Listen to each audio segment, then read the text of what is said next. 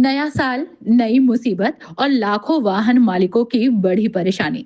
उत्तर प्रदेश समेत मुजफ्फरनगर के वाहन चालकों के लिए 2026 की शुरुआत राहत नहीं बल्कि सख्ती लेकर आई।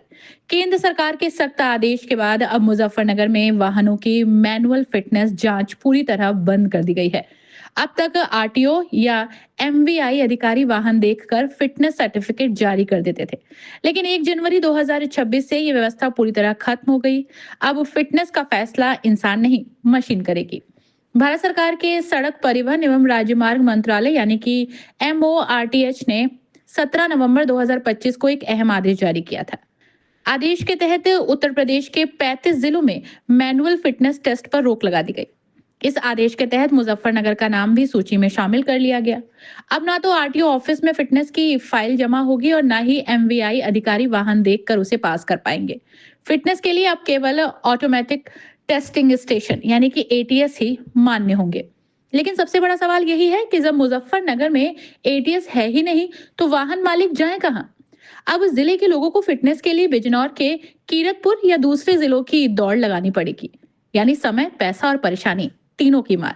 इस फैसले की सबसे बड़ी मार पड़ी है स्कूली बसों पर, छोटे व्यावसायिक वाहनों पर, ट्रक और टैक्सी ऑपरेटर्स पर। स्कूल संचालक परेशान है, उनके सामने सवाल खड़ा हो गया है, बच्चों को पढ़ाएं या कीरतपुर में लाइन लगाएं। अगर बस फिटनेस में फेल हुई तो बच्चों की पढ़ाई ठप और स्कूलों की व्यवस्था चरमराने की आशंका। मुजफ्फरनगर ट्रक ऑपरेटर्स और स्कूल बस एसोसिएशन ने इस फैसले को अव्यवहारिक बताया है। यूनियन का साफ कहना है कि जब तक जिले में अपना एटीएस नहीं बनता तब तक मैनुअल व्यवस्था जारी रहनी चाहिए। उनका आरोप है कि सरकार ने पहले सुविधा नहीं दी और नियम थोप दिए।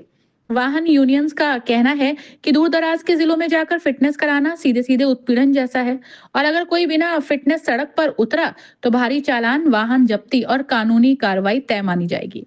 अब सवाल सरकार से यही है कि जब मुजफ्फरनगर में एटीएस की सुविधा नहीं तो लाखों वाहन मालिकों को क्यों सजा दी जा रही है? क्या सरकार जल्द जिले में एटीएस स्थापित करेगी या फिर वाहन मालिक यूं ही दूसरे जिलों की दौड़ लगाते रहेंगे? नए साल की शुरुआत में ही फिटनेस की ये सख्ती मुजफ्फरनगर के लिए सबसे बड़ी मुसीबत बन गई है। अपनी राय हमें कमेंट बॉक्स में जरूर दें।